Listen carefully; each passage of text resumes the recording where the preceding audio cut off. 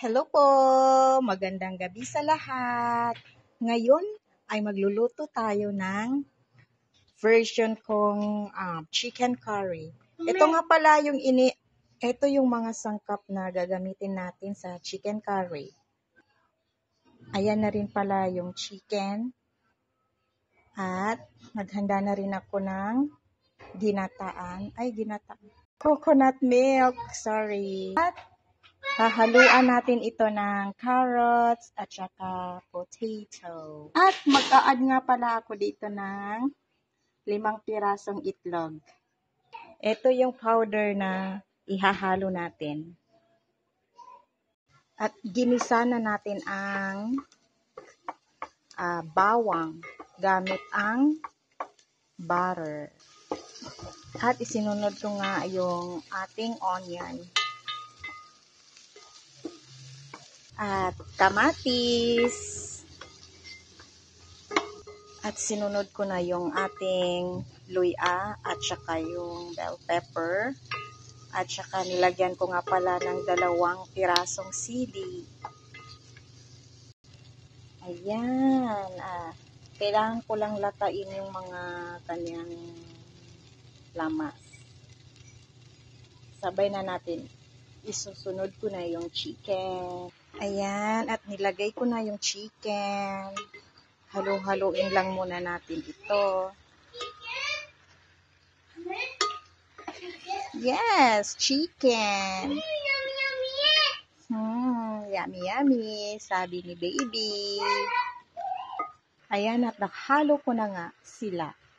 Ngayon, tatakpan muna natin. Mga ilang minuto, babalikan natin. Ayan. At kapag ganyan na siya, sabay na natin ihahalo ang ating curry powder.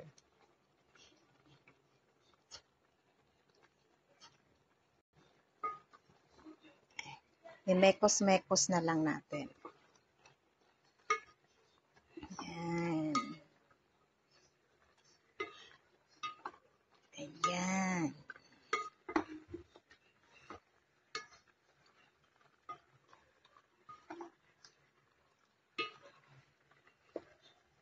Hayaan muna nating ma-absorb ng chicken yung ating curry powder.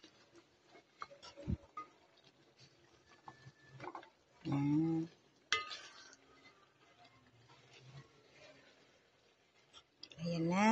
At tatakpan muna natin. Ng ilang minuto, babalik tayo. At ayan. Isusunod na natin yung gata para sa sabaw.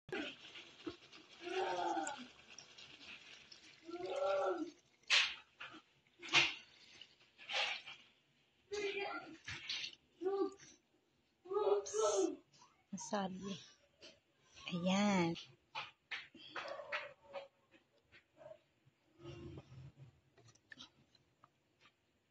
Ayan na siya, guys. So, maghihintay tayo ng 30 minutes, I guess. Siguro mga 20 to 30 minutes.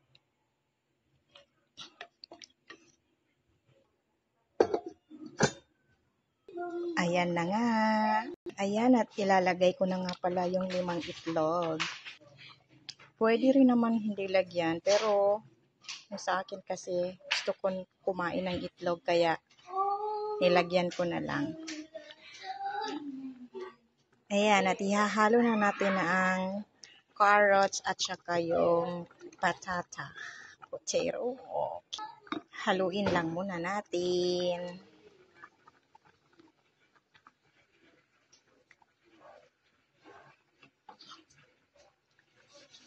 Ayan. At ayan na nga, at luto na ang ating chicken curry na may itlog, patatas at carrots. At ayan na nga, kainan na. Maraming salamat sa panonood. Hanggang sa muli po. Paalam.